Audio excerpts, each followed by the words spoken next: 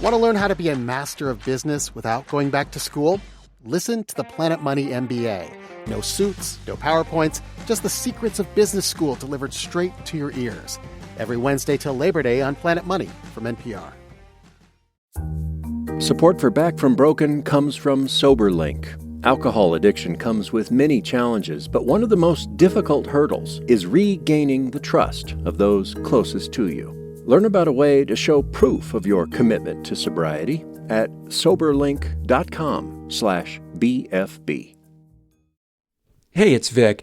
Just so you know, there's some strong language in this episode, including a racial slur and a description of sexual abuse. Please be advised.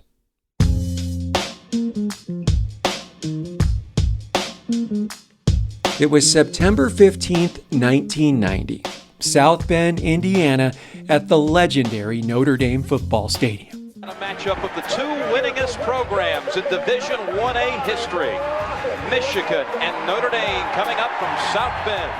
It was the first game of the season, and fans were going crazy for the Fighting Irish, the top-ranked team in the country. Their opponent, the Michigan Wolverines, one of Notre Dame's longest and fiercest rivals. The atmosphere was thick with excitement and anticipation as the Notre Dame fight song filled the stadium.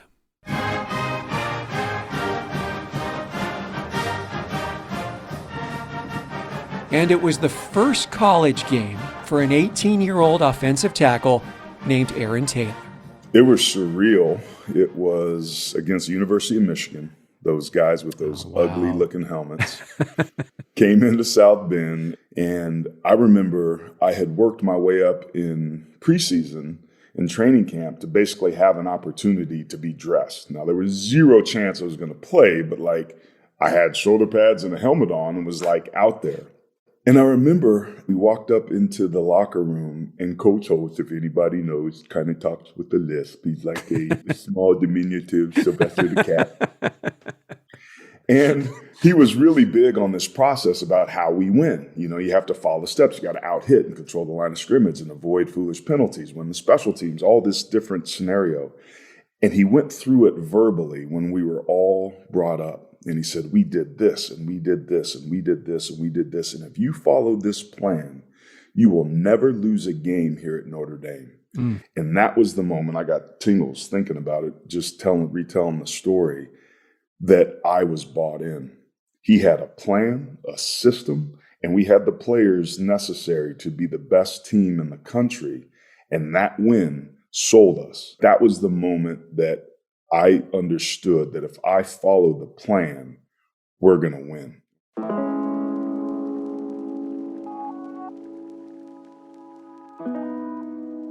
Let me ask you real quick, though, did you ever, you're playing for the University of Notre Dame. There are just a fraction of people in the world who get to say that, much less have the success that you had. Did you ever think you would make it that far at that point? I didn't. So part of my story is at 14 years old, I was a DNF student and got kicked out of the house because I was smoking weed and drinking most days. After about a week of sleeping on my buddy's floor and smelling socks and underwear, I ended up going back home, and she kind of walked me back from what I wanted to do, which I said is play pro football, which was ludicrous because I had played 1 year of tackle football period in my life and certainly wasn't good. And walking me back between choices, action, consequences. The things that I was doing today were directly impacting who and what I would become in the future. Aaron Taylor would go on to become one of the greatest athletes in Notre Dame history and a Super Bowl champion. But long before he blocked for quarterbacks like Brett Favre, Taylor was an isolated biracial kid who experienced trauma. And later in life, as injuries knocked him out of the game he loved, he would open up about an addiction to alcohol that brought him to his knees.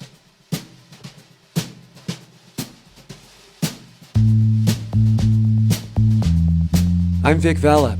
I'm a journalist, a storyteller, and a recovering drug addict. And this is Back from Broken from Colorado Public Radio. Stories about the highest highs, the darkest moments, and what it takes to make a comeback.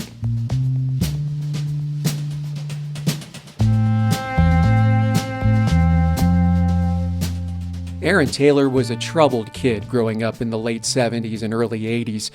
He was raised by a single mother, and he was disengaged and struggling in school. My parents got divorced at 2. As my mom tells the story, and she's no longer here, he put a knife to her throat, and she was scared, as she could possibly be. I'm trying not to curse here. They smoked a bunch of weed and, basically went in the bedroom and, had their little tryst until he passed out and grabbed us and left and called his sister and said, if you don't come get him, I'm calling the police. This is over. So that's kind of the backstory of how it ended. So that's at 2. At 5, I end up going back to live with he and his family in Indianapolis. And that was not a fun experience.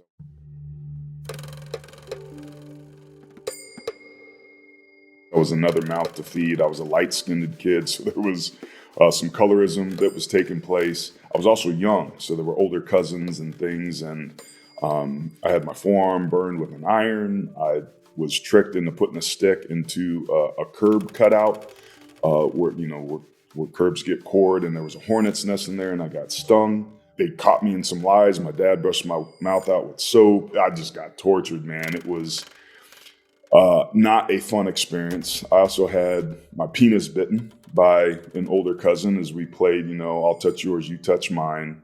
So there was a thread of sexual abuse that I think went through part of that family. So right away, when I leave the house or get sent away from mom, bad things happen. Like, that's how I translated that at 5 years old. So when I got back to California, I was like, I'll do whatever it is I have to do to make sure that Mama Bear is happy. We moved every 2 years for one reason or another. So I was always the new kid in school with new friends, new teachers, new rules, new everything. I was a biracial kid. So for some friend groups, I wasn't black enough. For others, I wasn't white enough. For others yet, I was too black. For others, I was too white. It was like, I didn't know where my place was in the world. And all I wanted to do was feel accepted and to be loved. So that began a people-pleasing, very enmeshed relationship with my mom, which got exacerbated by football because the better I got, the more it meant to her and the safer I felt. And, those were the foundations of codependence that were starting to form me in my formative years. So I remember the first time I ever tasted alcohol at 13 in 8th grade. The thought went through my head of, holy blank, where has this been? Yeah. Because it was the elixir that solved everything. There were 2 girls there, and for the first time in my life, I wasn't nervous to talk to them. I had a swag about me. I was tingly and felt good and light and euphoric, like all the classic first use. Didn't drink too much, but very quickly thereafter, maybe the 3rd or 4th time I ever drank alcohol, I was throwing up because I drank too much. And the allergy was like, okay, you want to do this? Let's do it. And boom, I was off and running. So it became this management of almost the angel and the devil, the light and the dark, of this life of wanting to feel good and confident and fearless on the one hand, but making poor choices in my life and my grades dropping and disrupting what had been a pretty stable household on the other. Oh, gosh. I mean, that self-medication, I remember vividly being in junior high school and all the pain I was feeling. And then the second that drug hit me, where has this been all my life? I love how you put that. I had been through a lot at 13 and just didn't know it because I didn't know any other, but I needed to feel some relief from this anguish that was going on inside where, unbeknownst to me, I thought the world was telling me that I'm not lovable. There was an instance where my dad was supposed to show up when he was in California to take me to an amusement park and never came.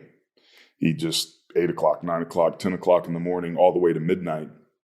And as my mom told the story, she said, you changed that day. There was a darkness with you that happened that day and she would cry when she was telling the story. And what I intuited was I'm not good enough to show up on time for, that I'm not lovable. That's the best that I could come up with. And Vic, I got to tell you, man, those 2 things and those experiences colored everything in my life that would come after. How driven I was in football so that I could prove that I mattered. It was the women that I date that had the bird with the broken wing, because if they needed me, they wouldn't leave me. Like across the board in every area of my life, these early childhood experiences really formed who and what I would become in a negative sense. I'm just amazed, and you have this tremendous self-awareness around the things that plagued you for so long and the things that drove you to that first drink and kept you going. What a gift recovery is. You just rattle off some really heavy shit there. Yeah. Erin had already experienced a lot of trauma by the time he was 13, but things turned around when he started living with his mom again. She was a healthcare worker in California. She knew her son struggled and she wanted more for him. So she switched jobs and moved the family to a new neighborhood. And thanks to his mom's efforts, Erin got an opportunity to play football at De La Salle High School in Concord, a school that produced many athletes that went on to play in the NFL. But Erin wasn't anywhere close to the athlete he would later become. If you wanted to describe my body type at that time, it was like a hairy lava lamp. Like I looked like a chewed piece of bubble gum, man. Like working out and weights and conditioning.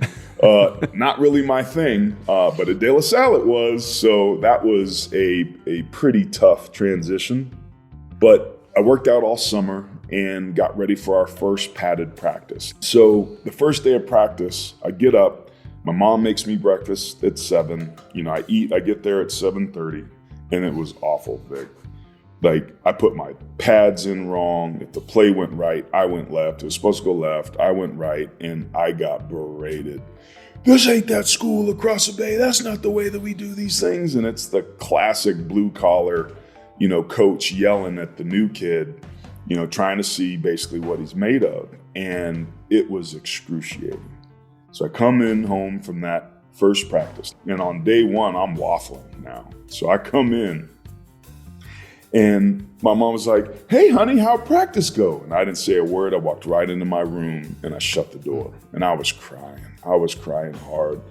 So she comes in after a couple minutes, sits down on the bed, and kind of just lets me get all the snot out of my nose, and she said, "What happened?" I said, "It was awful, Mom. Like, I couldn't do anything right. And they were yelling at me, and like I was trying, but I didn't know what I was doing. And I didn't feel like I belonged. And, I liked the guys, but I had all this doubt that was going on." And she let me kind of purge everything that I was thinking and feeling. And she said, "Erin, I love you whether you play football or not, but you're going to have to make a decision. You're going to have to figure out if what you want is worth the price that you might have to pay to get it." So she said, "Tomorrow morning, I'm going to get up and I'm going to have breakfast made for you. And if you want to get up and have breakfast, it'll be there. And if you don't come out and you sleep in, I'll know the decision you made as well, and I'll never say a word about it. But you have some thinking to do." And boom, she shut the door. I got to tell you, Vic, sitting there on the edge of the bed, I had no idea what I was going to do. There was no way that I had the resilience to be able to endure another practice, let alone practices that I had experienced that day before. I was so afraid. And somehow I got to sleep that night. And somehow I got up and walked to the kitchen. And I had breakfast. And I went to practice. I got my ass kicked again. And they yelled at me again. But I made a block. And that afternoon, I made a couple more blocks. And I went back home and I had breakfast the next morning. And I went back to practice and I made a couple more blocks and I made a couple more and I made a lot. And it turned out I was pretty damn good at football. I just didn't know it yet. That moment changed my life. After a rocky start, Erin became a standout player at De La Salle High School. He credits his mom for pushing him in the right direction. She also would help Erin deal with some family demons. She was a pediatric ICU nurse at Children's Hospital in Oakland, California. Addiction wasn't a part of her own personal story. It didn't exist on her side of the family. That was a gift my father's side gave, and it's a gift that I'm, probably going to give to my sons if you understand the data. But it was hard for her to watch me struggle, period. And what's really interesting, Vic, is at the core of what my dis-ease was, my uncomfortability in my own skin, was this deep need to feel a part of, to be lovable. I had had so many things that had happened, prior to even 8 years old that involved sexual abuse and mild physical abuse and abandonment. My mom was raised, devoutly Christian. And her mom asked my mom to not come to her funeral because she had married a nigger. So there were some things attached to the church, rightly or wrongly, that my mom associated. So I think her choice was to go as far the other way as she could. So that looked like reincarnation. So there were crystals and all this, woo-woo stuff. And I think the truth probably encompasses all that we understand. So I was open-minded, but I had spent, 4 years or 2 years at a Catholic high school, 4 years at a Catholic college. So it was a great invitation to kind of sift through, what do I think? What do I believe in? I always sensed that there was a power greater than myself that was responsible for everything that was going on. And looking back, I believe it were the coincidences, the things that weren't rationally explainable over and over and over in multiple ways, the way that the invisible doors opened when I declared I wanted to play professional football. And that night, this show comes on about De La Salle, my high school across the bay. Like all of these things, like there's no other way to look at this than something is going on. And I got curious about that. With the help of his mom, Erin was finally coming into his own. Unfortunately for him, success and alcohol abuse went hand in hand. After the break, Erin talks about reaching the NFL, his battle with his own identity, and how alcoholism led him to the greatest breakthrough of his life. Support for Back from Broken comes from the University of Colorado Anschutz Medical Campus, committed to creating endless possibilities for medical discoveries. Learn more at possibilities-endless.com.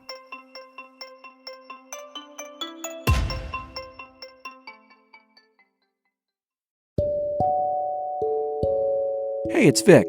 I really appreciate you being a Back from Broken listener. It means a lot. Now, can you do me a favor? Can you take a moment to find Back from Broken on whatever podcast app you use, like Apple Podcasts or Spotify, and give us a like, a rating, and even a review? If you think what we're doing matters, if you think it's important to talk about recovery with compassion and hope, all you got to do to help spread the word is like, rate, or review this podcast. It really does help other people find Back from Broken.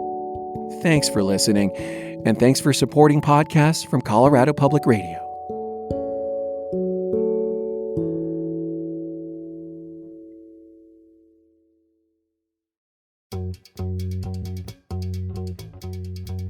Aaron Taylor excelled on the football field in high school, and at Notre Dame, he was simply outstanding.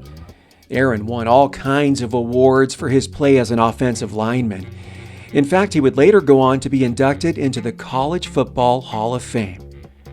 After graduating from Notre Dame, Aaron was selected by the Green Bay Packers in the first round of the 1994 NFL Draft. Aaron Taylor, arguably the best college lineman since Dave Rimington. He played in 2 Super Bowls, winning one in 1997. He played left tackle as a senior, left guard prior to that. Won the Lombardi Award for his outstanding play this year, solidifying the Fighting Irish offensive line. 300-pounder Aaron Taylor. But injuries plagued Aaron's career. June 6th, somewhere between 9 and 10 a.m., I ruptured my right patella tendon in a non-padded practice. And the world, my world, came to a crashing halt. I had so many hopes, so many aspirations. I had finally lived out this childhood dream that played such a pivotal role in my success equation up to that point. And boom, I knew I was done. So I didn't know how long I'd be done for, whether I could ever play again, but I was going to need surgery, and the loud pop, I knew it was bad. And it hurt, but it didn't hurt as bad as what I intuited had taken place. So Pat McKenzie, who's a huge Notre Dame fan, was the orthopedic surgeon at the time, and I think still is. He might have just retired. For the Packers, yeah. Yeah, thank you. So he comes running over, and he says, hey, what happened, boss? I was like, my knee. I said, shoot me straight, Pat. Is it bad? He looks at me like, are you shitting me? Hell yeah, it's bad. It's really bad. So we laugh about that. And it was like the classic, again, scene from a movie. Practice is going on, and I'm the first round draft pick. I'm unsigned. I don't have a contract, but they got 52 other plus dudes that are there, probably 85 at that time in the offseason. Practice kept going. So they moved the drill 10 yards, and the next guy was up just like that. My world's ended, and they moved the drill 10 yards. Wow. So I have surgery a couple days later, and Pat comes to visit me at the hotel like day 3. And he says that it's one of the saddest scenes he's ever seen.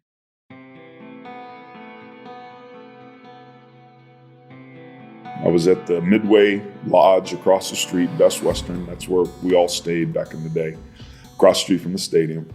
And he comes into my room. The blinds are drawn. It's like 1:30 in the afternoon. The blinds are drawn. There's about 5 pizza boxes stacked up in one corner, about 12 cases of beer stacked up in another corner, and it smelled awful. And he walked in and was like, holy shit, this kid's in trouble. So, and I was, man. That room was not a metaphor for how things were. It was literal. It was dark, it stank, and it was lonely. So he pulled me out, took me to his house. You gotta understand, I'm weeks post-op, right? So what we know about the body, I was doing nothing at the time to help my knee recover. So the very thing that I was drinking over was this injury. The behaviors of the alcohol negated my ability to heal and to recover. Oh, and this vicious cycle, yeah. So here we are, right? And that's, I think, what's so common for so many of us. We're treating the symptoms without treating the underlying issue, which create more symptoms. And it's this catch-22 of debauchery until the pain of changing is finally less than the pain of staying the same. That's when we bottom out, we tap out, and we can start the long crawl back. Wow. Because you're drinking, it gets to a point where your body, the drinking does so much damage to your body that when you hurt yourself, it takes even longer to heal because you'd been drinking so much, I would assume, right? No question. So there was a receiver we had, Robert Brooks, who had torn his ACL halfway through the season. So he had a similar major knee injury that required reconstructive surgery. But if you remember those infomercial commercials with the Juice Man and the Juice Man Plus, I forget what that guy's name was, but he was an old receiver for the Green Bay Packers, and he still lived in Wisconsin. So he and Robert somehow hooked up, and he had sold Robert on the power of green, healthy juice and the nutrients that were involved. And day after day, I would come in there and I'd work my tail off as hard, if not harder than Robert, but I watched him leaps and bounds past me. And he was back on the field before me. And I was hurt before he was, and I worked out at least as hard as he was. And never once did I consider that I was putting, the juju juice into my body, and he was putting green juice into his body, and that was the key differentiator, right? Yeah. It never occurred to me because the mindset that we're in as athletes that worked really well with my personality type is work hard, play hard. I earned the right to go out and blow off steam, not realizing that when you drink to excess, the maximum output within 72 hours is 87%. Like your muscles aren't capable of producing their optimal performance when you drink to excess. Like the data is crystal clear in that. And the numbers, I may be off a couple, sure, but it's there. So when you're in the NFL, the difference between 87 and 100, that 13%, 3%. If you're at 97 gosh. versus 100, that can cost you games. That could cost you plays. It could cost you a sack to get your quarterback knocked out. It's a game of inches. Yeah. And I willy-nilly, because I didn't know any better, was thinking that if I worked hard in the weight room, I could go do whatever I wanted to when I was away from the facility. And that was to all of our detriment. Yeah, because we're talking about the best athletes in the world, and the difference between the worst player on the team and the best player on the team, right? Just like you mentioned, just that 2%, 1% thing. That's just incredible to think about. Well, and Erin, because you had been, I guess, I don't know how honest you were with your drinking problem by that point, because you had been keeping logs or journals of your drinking, even going back to college, right? Yeah, I was alcoholic curious, I think. I love it. Yeah. In college, I remember looking back and I found these journals that I had kept. And it was like, hey, things are going well. I'm playing well. My grades are up, but got to keep an eye on the drinking. If I put an X on the calendar for all the days that I drink, there'd be a lot of X's. But again, my performance is good. My grades are good, da-da-da-da-da. So when I look back, I'm like, what's the first clue that you're an alcoholic? You're 19 years old, keeping a journal in college, talking about your feelings and writing the fact that you're curious and concerned, but, just keep an eye on it just to make sure it's maybe not too much. And it was that ability to be a high-functioning, high-performing guy that allowed me to deny that I was an alcoholic and that I was struggling for so long. So my dear sponsor, Bill Z, who passed a couple years ago from ALS, would always say, man, I have so much respect for your recovery because you're a grinder, but you had, this high bottom, if you will, and you were able to function and make it work for you at a level that most people wouldn't. So even that was a badge of honor. Like, I'm still like, I can do all this and still function. Oh man. You're a 2-time All-American. Like, man. Who's going to tell you? It's like when I was in journalism, it's like, I don't have a problem with drugs. I just interviewed the governor. Mm-hmm. Right? The evidence is clear that I am functioning. Yeah. Getting back on your career, you retired in 1999. It was just 5 years into your career. What do you remember feeling when you realized you couldn't play football anymore? The overwhelming feeling was relief. Like, thank God I don't have to do that anymore. Like, I am so shocked that nobody in the NFL knew that I was a piece of shit and couldn't play. Like, how have they not figured that out yet? Like, I see it on tape how bad I am. And like, just the self-imposed pressure, limited viewpoint of my performance, coupled with a ton of pain because I wasn't letting my body recover, began to be too much. So when I didn't have to do that, man, that was a relief. So I thought at 28 years old, I'm retired. I own a house. It's a nice house. I own a couple nice cars. I got some coffee cans buried in the backyard, but some money, financially independent. No debt, no kids. This is pre.com bust. This is pre-2008. Like, I'm the living, breathing American dream. But I didn't know what I didn't know. And what I didn't know is that in one fell swoop, I lost my income, I lost my identity, I lost my purpose, I lost my significance, and I lost my community. I would later learn to call those the 5 pillars of fulfillment. And that's what football provided. And income was money I received and value that I received for the value that I brought. Hopefully it's an equal exchange of value. The identity piece was how I'm known to the world, but underneath that was how I'm known to myself. And that was a big one that I didn't really, took me some time to figure out. I knew who AT was. I knew who the left guard for, the Green Bay Packers and who the Super Bowl champ was, but who was Erin? I didn't really know because I hadn't been that cat for a long time. Why I get out of bed every day, what I was put on this earth to do. You take a look at significance and how I know I make a difference. Good block, good read, good adjustment, good recovery, good boy, Erin. And the last was community, how being part of something bigger than myself. So those 5 pillars of fulfillment were huge. And because I didn't know what I had lost, I didn't know where to look. And I did what a lot of us make the mistake of. And it's like, well, shit, I did this one thing and felt really fulfilled. It went away. I need to go replace it with another one thing, not realizing just how lucky we were.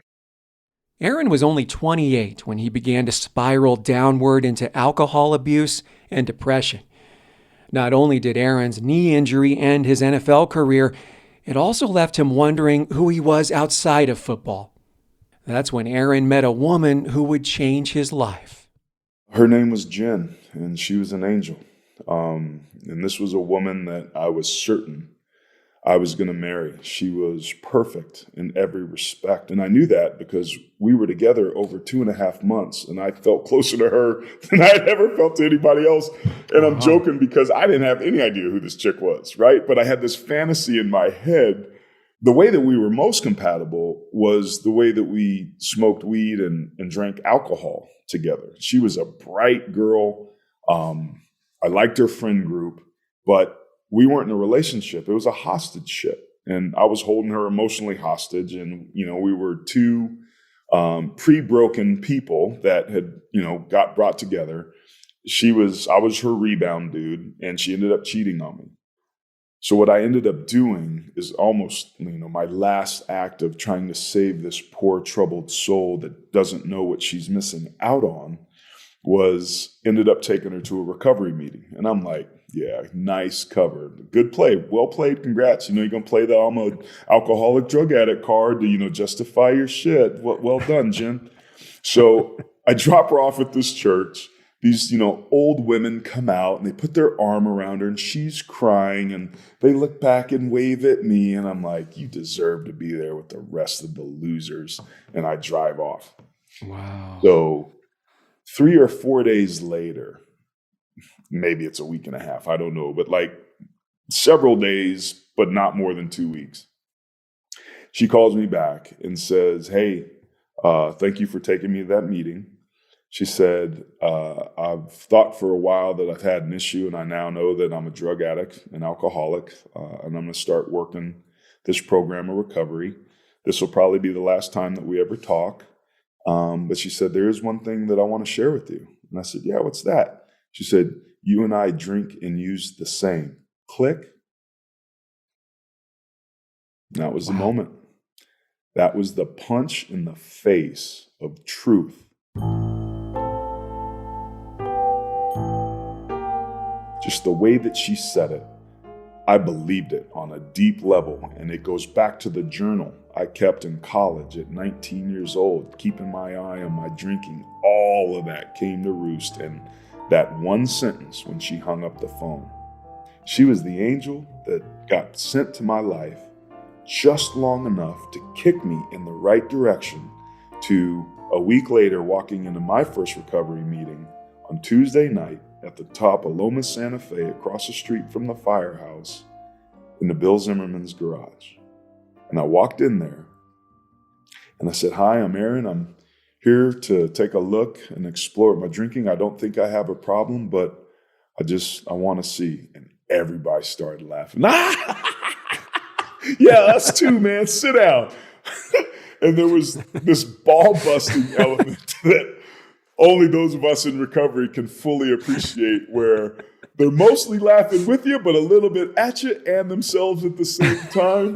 But it's welcome. It's not, intended to be anything that's malicious. And we have our own language. We have our own language. And that was where I caught alcoholism, and that's where I caught recovery. I was probably 90 days in of not drinking and working the steps before I said, hi, I'm Erin, grateful recovering alcoholic, and meant it.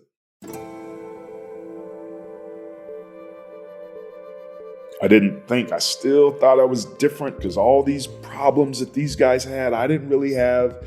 And that was my ego hanging on for dear life, white knuckling to that old life and lie until finally I was able to let go. And again, have to choose to get to. That's when I had the breakthrough. So when I let go of the ego of the lie, that's when recovery really started to kick it into high gear for me. And the promises came true in spades. Yeah. Well, what did you, from day one where you're using different words to describe your problem to the day that you finally admit that you're an alcoholic. What did you learn about yourself in your drinking and early recovery? That I wasn't alone. And that was the big piece, Yeah. that, man, there were other people with this journey. And I had done enough work and been in therapy enough to kind of understand psychology and mindsets and personality types and profiles. And I was like, man, this is the human condition. This is broader than the areas that we grew up in or what our families of origin in. There's like a lot of us out there. And this allergy piece, like, I get the obsession of the mind, but the allergy of the body, I never really heard it put that way. When I would hear people tell their stories about how when that first drug or drink hit their body, it was like, oh. Yeah. Recovery taught Aaron Taylor not only to live a fulfilling life without alcohol, it also taught him how to forgive in a way he never expected. When I initially got sober, I had to go to meetings, right? It was something I had to do. They told me I had to do it, or suggested it rather, but I got a sense that I had to do it. Then I got some time under my belt, and it was like, okay, I can choose to go to meetings or maybe not. It doesn't need to be a 90 and 90 and an everyday thing. And it went from have to choose to at some point, many, many days in a row down the line, it became something that I get to do. And my journey in recovery has taken me from have to choose to get to. And that's when I had my breakthrough, when I started to become grateful for what I got to experience as a kid growing up and those hardships, that I value those things, that those are the treasure, the gold from my life that invited this, introduction, this invitation to this different way of living and being. And I mean, recovery is just a really shitty disguised pathway back to a higher power, right? Like, we can't sell that on the front end because none of us would ever walked in there, but yeah. You catch God, and when you walk into the rooms and you realize that God's always been there, and all of those things served me tremendously and had to be the exact way that they were. My dad had to not be there because he was a mess, but he's not now, and he showed back up, and we have this incredible relationship that we're building as a result. And he was doing the best he could with what he had, and it wasn't very good either. So that was the irony that unlocked the resentment that I had for him as I went through my 4-step and started looking. I'm a good man, but I hurt a lot of people. And I did a lot of things that I still twinge when I think about, right? We don't shut the door on it. We don't live in the past.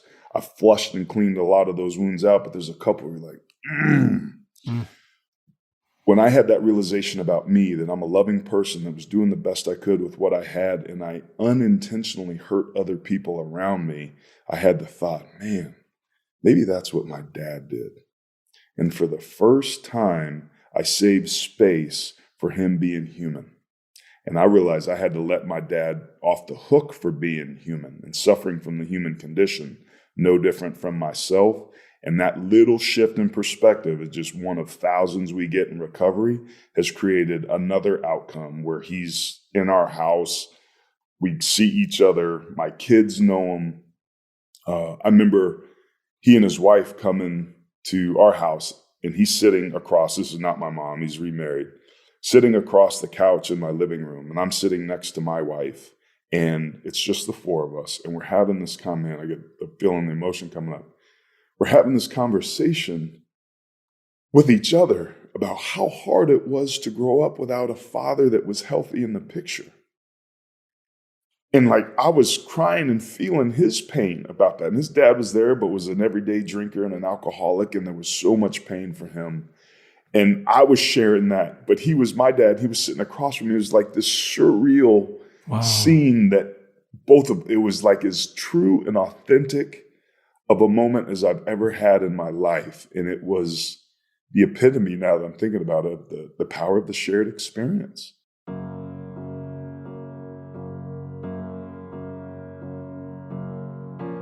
It's transformational. And that's what we get in the rooms of recovery, is that I get to sit across from a dude I've never met, and now I'm across on a screen from you, and get to hear you tell my story, and you get to hear me tell your story. And it's this transcendent vehicle, recovery, and the strife and the human condition and all those things that we go through that really is the portal to serenity and to humanity and to the best versions that each of us are capable of being. And for that, man, yeah, I had to get sober. And then I chose to stay sober. And now I get to be sober. And I'm so freaking grateful for that. While Aaron got to reunite with his father, his mom, who was by his side through good times and bad, was struggling with her health.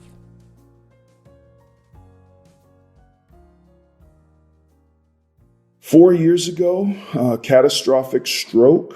Had been morbidly obese most of her life, didn't really take care of herself, a lot of cardiac issues on her side of the family. But it was sudden. But the gift that was given, oh man, this might get me.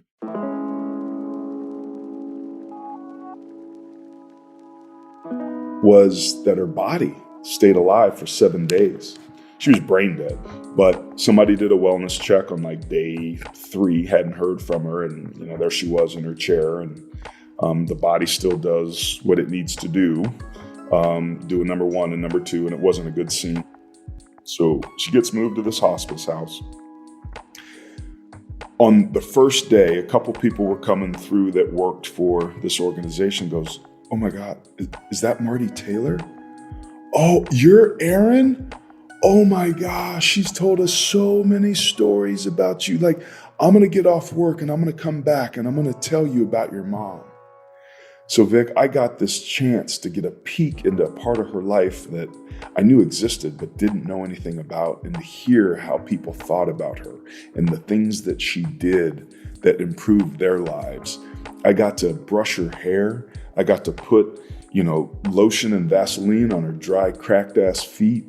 I got to sing her Silent Night, which is the song I fell asleep to as a kid till I was probably 10 or 11.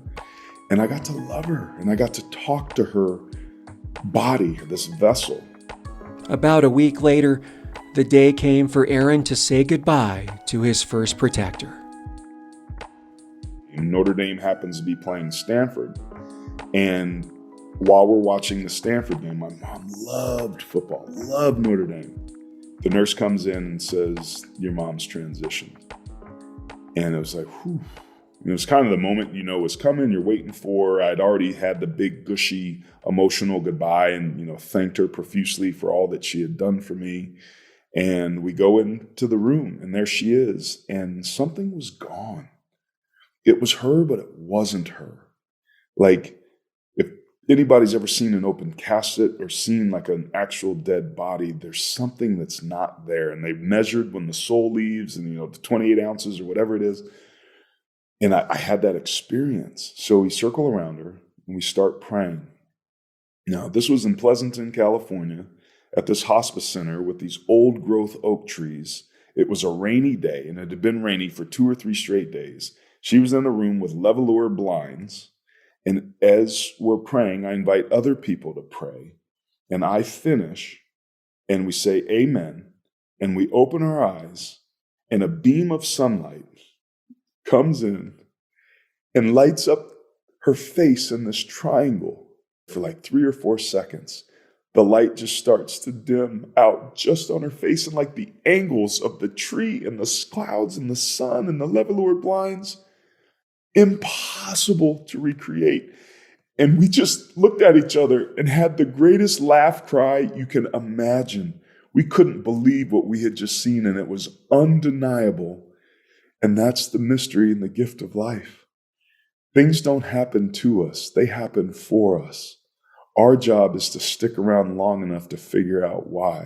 And we have to do the work and be willing to do it. And when we do, we can unmine gold and untap the wealth of life's possibilities. And that was just one of many moments in my life where it's like, all right, man, maybe I'm closer than I think. I'll keep at this thing.